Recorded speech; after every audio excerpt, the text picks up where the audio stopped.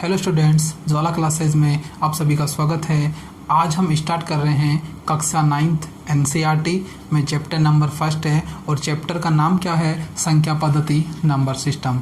तो देखो यहाँ पर सबसे पहले हम बात करें 1 पे एक संख्या आती है जिसे अपन क्या बोलते हैं?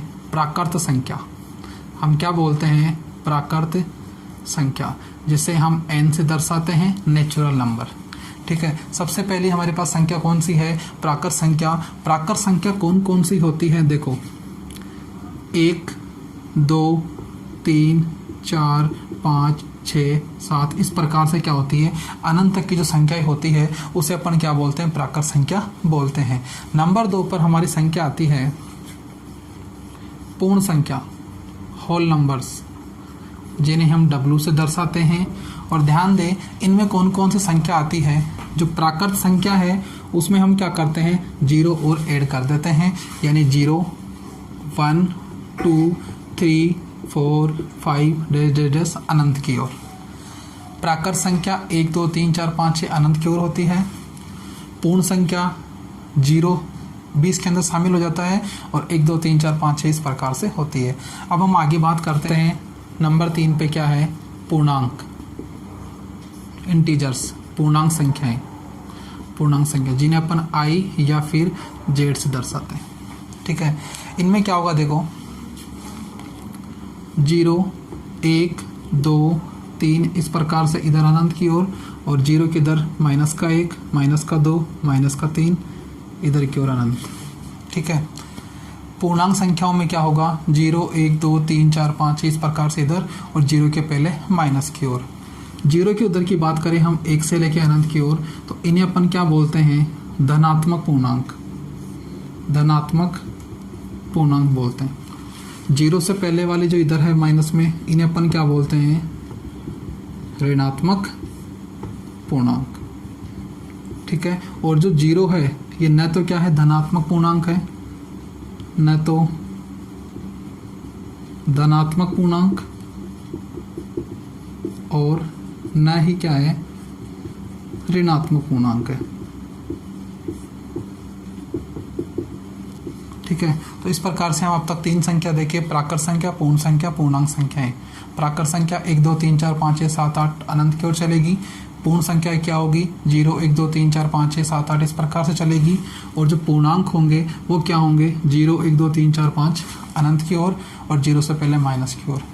0 के बाद 1 से लेकर अनंत की ओर धनात्मक पूर्णांक होंगे, 0 से पहले ऋणात्मक पूर्णांक। 0 को हम न तो क्या बोलेंगे? धनात्मक पूर्णांक, और न ही ऋणात्मक पूर्णांक बोलेंगे। आगे देखो, अब हम बात करते हैं 4 नंबर पे परिमेय संख्याओं की। परिमेय संख्या, रेशनल नंबर।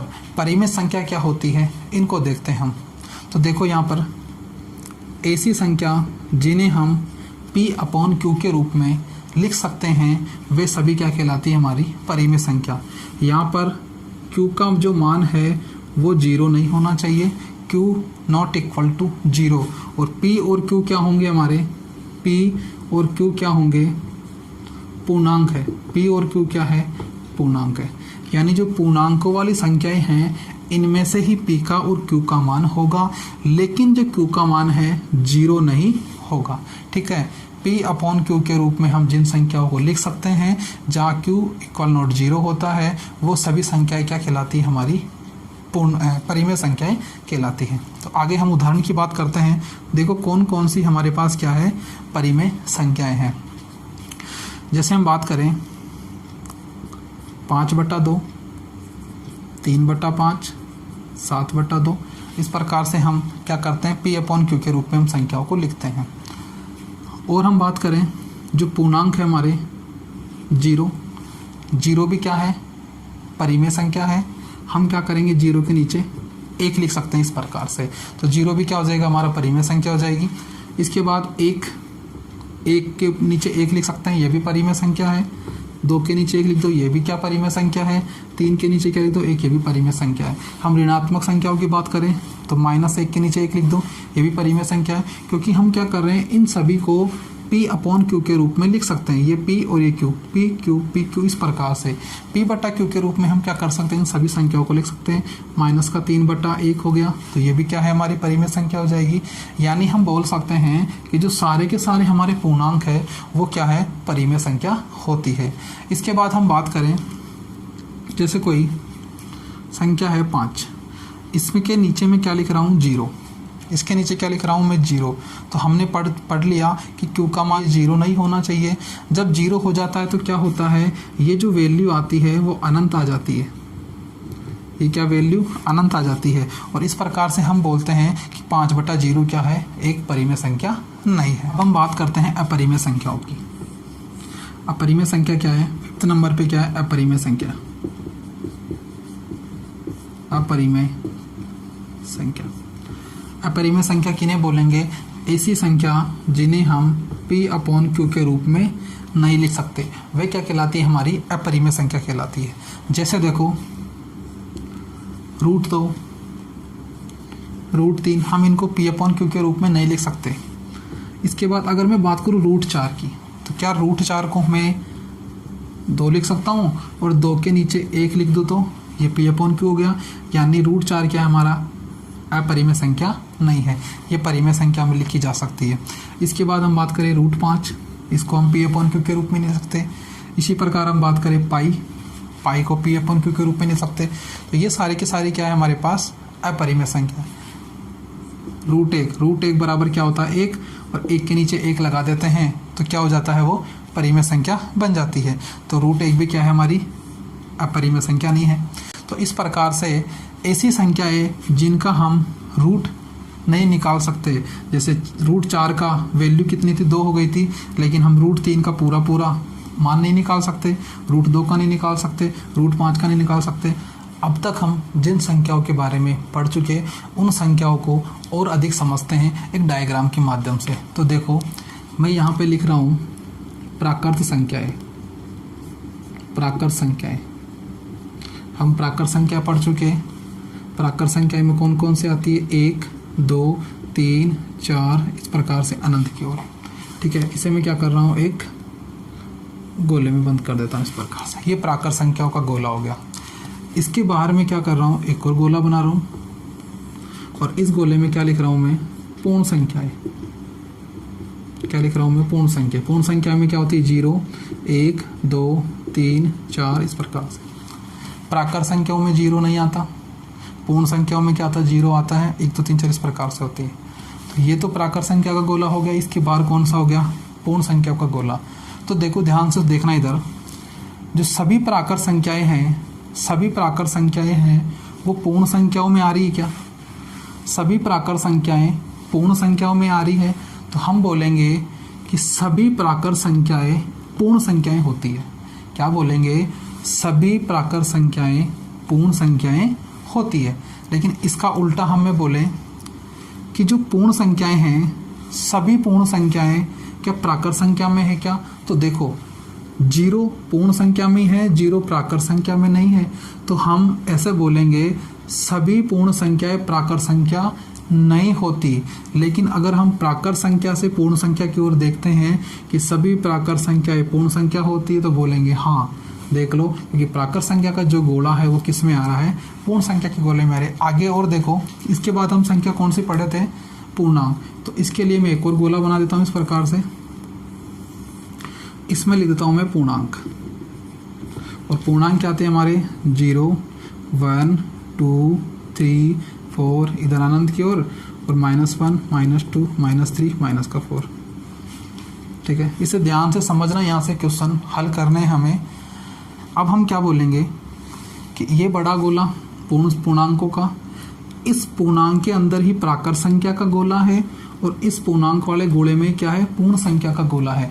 यानी प्राकृत संख्याएं और पूर्ण संख्याएं क्या है, पूर्णांक वाले गोले में है। तो हम क्या बोलेंगे, सभी प्राकृत संख्याएं क्या पूर्णांक है क्या, बिल्कुल है, क्योंकि जो प्राकृत संख्याएं हैं वो क्या पूर्ण संख्याओं के अंदर ही आ रही है। फिर हम बोलते हैं क्या सभी पूर्ण संख्याएं पूर्णांक है क्या, तो भी बोलेंगे हाँ सभी पूर्ण संख्या है क्या है, पूर्णांक है, क्योंकि ये जो गोला आ रहा है ये भी क्या है, पूर्णांक के गोले के अंदर ही है। अब हम बोलें कि क्या सभी पूर्णांक प्राकृत संख्या है क्या, नहीं, क्योंकि देखो यहाँ पे पूर्णांक में तो ऋणात्मक भी है, लेकिन हमारे पास प्राकृत संख्याओं में 1 2 3 4 ही है। इसके बाद हम बोले क्या सभी पूर्णांक पूर्ण संख्याएं हैं क्या, तो नहीं, क्योंकि इसमें ऋणात्मक संख्या ही नहीं आ रही। तो यहाँ से क्वेश्चन इस प्रकार से पूछ लेता है। आगे हम एक और गोला बनाते हैं, और अब मैं लिख रहा हूं यहाँ पे परिमेय संख्या। परिमेय संख्या ये क्या थी, पूर्णांक संख्या है। देखो यहाँ पे परिमेय संख्याओं में क्या क्या आ जाएगी, परिमेय संख्याओं में क्या क्या आ जाएगी, पूर्णांक भी आ जाएंगे, पूर्ण संख्या भी आ जाएगी और प्राकृत संख्या भी आ जाएगी, क्योंकि हम इन सब के नीचे एक एक लगा के इनको परिमेय संख्या बना सकते हैं, इसके नीचे भी बना सकते हैं और इनके नीचे भी बना सकते हैं। यानी ये जो बड़ा गोला है ये क्या है, परिमेय संख्याएं हैं। परिमेय संख्याओं में ही पूर्णांक आ रहे हैं, परिमेय संख्याओं में भी पूर्ण संख्या आ रही है, परिमेय संख्याओं में ही प्राकृत संख्या आ रही है। तो ध्यान दे हम क्वेश्चन कैसे हल करेंगे। क्वेश्चन क्या है, क्या सभी प्राकृत संख्याएं परिमेय संख्या है, हाँ है, क्योंकि परिमेय संख्या के गोले में प्राकृत संख्या का गोला आ रहा है। इसके बाद में बोलूँ क्या सभी पूर्ण संख्या है परिमेय संख्या है, बिल्कुल ये भी है, क्योंकि पूर्ण संख्याएं कहाँ आ रही है, परिमेय संख्याओं के अंदर ही आ रही है। इसके बाद बोलूँ पूर्णांक संख्याओं के बारे में, क्या सभी पूर्णांक परिमेय है, तो बिल्कुल है। ठीक है, अब हम इधर एक गोला बनाते हैं, कौन सा, अपरिमेय संख्या का, अपरिमेय संख्या। ठीक है, इधर क्या है हमारी अपरिमेय संख्या, √2, √3, √5, पाई, इस प्रकार से ये हमारी क्या गई, अपरिमेय संख्या। अब देखो अपरिमेय संख्या और ये परिमेय संख्या, इन दोनों को मिला देते हैं तो हमारे पास जो सभी ये संख्याएं प्राप्त हो रही है, ये जो सारी की सारी संख्या मिल रही है दोनों को मिलाने पर, इन सबको हम बोलते हैं कौन सी संख्याएं, वास्तविक संख्याएं, रियल नंबर बोलते हैं इनको। क्या बोलते हैं अपन, वास्तविक संख्याएं बोलते हैं। तो वास्तविक संख्या में क्या आ जाएगी, अपरिमेय संख्या भी आ जाएगी और क्या आ जाएगी, परिमेय संख्याएं भी आ जाएगी। वास्तविक संख्या में ये और ये सारी की सारी क्या आ जाएगी, संख्याएं आ जाएगी। तो अब ध्यान दे यहाँ से किस प्रकार से क्वेश्चन पूछता है, क्या सभी अपरिमेय संख्याएं, क्या सभी अपरिमेय संख्याएं वास्तविक संख्या है क्या, बिल्कुल है, क्योंकि वास्तविक संख्याओं में अपरिमेय संख्या आ रही है, तो सभी की सभी अपरिमेय संख्या क्या हो जाएगी, वास्तविक संख्या हो जाएगी। क्या सभी परिमेय संख्याएं वास्तविक संख्या है, ये भी है, क्योंकि जो सारी परिमेय संख्याएं हैं वो क्या आ रही, वास्तविक के अंदर आ रही है। इसी प्रकार यहाँ से कुछ भी पूछे, सभी प्राकृत संख्या वास्तविक संख्या है क्या, है, सभी पूर्ण संख्या वास्तविक संख्या है, ये भी है, सभी पूर्णांक वास्तविक संख्या है, ये भी है। ठीक है, आगे देखो, अगर हमसे पूछता है कि सभी वास्तविक संख्याएं अपरिमेय संख्या है क्या, तो हम बोलेंगे नहीं, क्योंकि देखो वास्तविक संख्याओं में ये सभी संख्याएं शामिल हैं, तो ये सभी संख्याएं इसमें जब है ही नहीं तो हम सभी वास्तविक संख्याओं को अपरिमेय संख्या नहीं बोल सकते। तो सभी वास्तविक संख्याएं अपरिमेय संख्या नहीं होती है। इस प्रकार से हमें ये डायग्राम क्या रखना है, माइंड में रखना है, और इससे संबंधित क्या करने हैं, क्वेश्चन को हल करना है। इससे संबंधित जो भी क्वेश्चन है अब हम आगे देखते हैं। आगे हम देखते हैं उदाहरण नंबर 1। उदाहरण नंबर 1 क्या है, देखो, नीचे दिए गए कथन सत्य है या असत्य, कारण के साथ अपना उत्तर दीजिए। ठीक है, ये जो कथन दिए गए हैं हमें क्या बताना है, सत्य है या असत्य, और कारण भी बताना है। तो पहला क्वेश्चन देखो, प्रत्येक पूर्ण संख्या एक प्राकृत संख्या होती है। ऐसे क्वेश्चन मैंने पिछले जो डायग्राम पढ़ाया था उसके अंदर बताया था। तो एक बार हम क्या करते हैं, वो डायग्राम बना लेते हैं। क्या था, सबसे पहले प्राकृत संख्या थी, प्राकृत संख्या का गोला, उसके बाद क्या था, पूर्ण संख्याएं, इसके बाद पूर्णांक संख्याएं, और इसके बाद क्या था, परिमेय संख्या का गोला था। इस प्रकार से मैं पढ़ा चुका, एक बार फिर देख लें कि ये प्राकृत संख्या है, ये पूर्ण संख्या, पूर्णांक, परिमेय संख्या। पहला क्या है, प्रत्येक पूर्ण संख्या, इसमें जो सभी पूर्ण संख्याएं आ रही है, प्रत्येक पूर्ण संख्या एक प्राकृत संख्या है क्या। देखो प्राकृत संख्या 1 2 3 इस प्रकार से होती है, और पूर्ण संख्या में क्या होता है, 0 1 2 3 इस प्रकार से होता है। तो क्वेश्चन क्या, प्रत्येक पूर्ण संख्या एक पूर्णांक है क्या? प्रत्येक पूर्ण संख्या एक पूर्णांक है क्या? नहीं है। देखो क्यों, क्योंकि पूर्ण संख्याओं में तो जीरो भी आ रहा है, लेकिन प्राकृत संख्या में तो जीरो है ही नहीं। तो प्रत्येक पूर्ण संख्या प्राकृत संख्या नहीं होती, परंतु प्रत्येक प्राकृत संख्या पूर्ण संख्या होती है, ध्यान रखिए। तो हम लिखेंगे नहीं। क्यों? क्योंकि जीरो क्या है? प्राकृत संख्या नहीं है। ठीक है, जीरो क्या है? हमारी प्राकृत संख्या नहीं है। अगला क्वेश्चन क्या है, प्रत्येक पूर्णांक एक परिमेय संख्या होता है क्या? प्रत्येक पूर्णांक की बात कर रहे हैं हम। प्रत्येक पूर्णांक परिमेय संख्या होता है क्या? होता है, क्योंकि जो पूर्णांकों का जो गोला है वो परिमेय संख्याओं के अंदर ही आ रहा है। ठीक है, तो जो भी हम पूर्णांक पढ़ेंगे वो परिमेय संख्याओं के अंदर ही है। तो प्रत्येक जो पूर्णांक होगा वो क्या होगा? एक परिमेय संख्या होगा। तो हम देखते हैं यहाँ पे क्या लिखेंगे हम। हाँ, कि प्रत्येक पूर्णांक एक परिमेय संख्या होता है। जैसे पूर्णांक की बात कर ले, 5,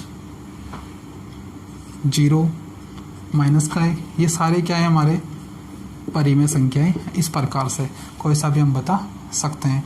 पूर्णांक हमारे क्या हो जाएंगे? परिमेय संख्या हो जाएंगे।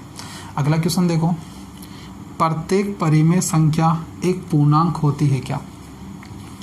प्रत्येक परिमेय संख्या एक पूर्णांक होती है क्या? नहीं होती, क्योंकि देखो परिमेय संख्याओं में मैं लिखूँ 3/5, तो 3/5 तो पूर्णांकों में आता ही नहीं है। तो हम बोलेंगे नहीं, क्योंकि 3/5 एक पूर्णांक नहीं है। इस प्रकार से हम क्या करते हैं? इस क्वेश्चनों को हल करते हैं। देखो आगे उदाहरण नंबर 2। उदाहरण नंबर 2 क्या है? 1 और 2 के बीच हमें 5 परिमेय संख्या क्या करनी है? ज्ञात करनी है। तो हम इस क्वेश्चन को कैसे हल करेंगे? देखो हमें कितनी परिमेय संख्या ज्ञात करनी है? 5। तो हम इस 5 में क्या करते हैं? 1 जोड़ देंगे। कितना रिजल्ट आएगा हमारा? 6। हमें 5 बोले, 6 बोले, 7 बोले, तो जितनी भी हमें परिमेय संख्या ज्ञात करनी होती है उसमें हमें क्या जोड़ना है? 1 जोड़ना है। तो यहाँ 5 में 1 जोड़ा तो कितना आ गया? 6। अब देखो ये तो 1 और इधर क्या है? 2। इन दोनों के बीच में हमें 5 संख्या ज्ञात करनी है। तो जो 6 हमारा आया है इसको हम क्या करेंगे? ऊपर और नीचे गुणा कर देंगे। 1 के ऊपर नीचे गुणा कर देंगे, इसी प्रकार फिर 2 के करेंगे। ठीक है, तो यहाँ पे कितना मान आएगा? 1 को 6 से गुणा करेंगे 6, और नीचे कितना आ जाएगा? 6।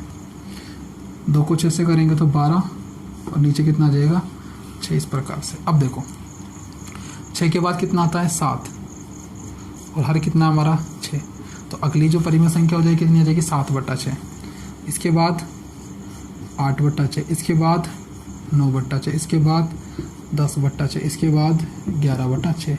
हमें कितनी ज्ञात करनी थी? 5। तो 1, 2, 3, 4, 5, ये हमारी क्या हो जाएगी? 5 परिमेय संख्या हो जाएगी 1 और 2 के बीच में। ये 1 ही है, क्योंकि 6 से 6 कटेगा तो 1 ही आएगा। और ये क्या है हमारा? 2 है। 6 दूनी 12, 2 है। इन दोनों के बीच में हमारी परिमेय संख्या आ जाएगी।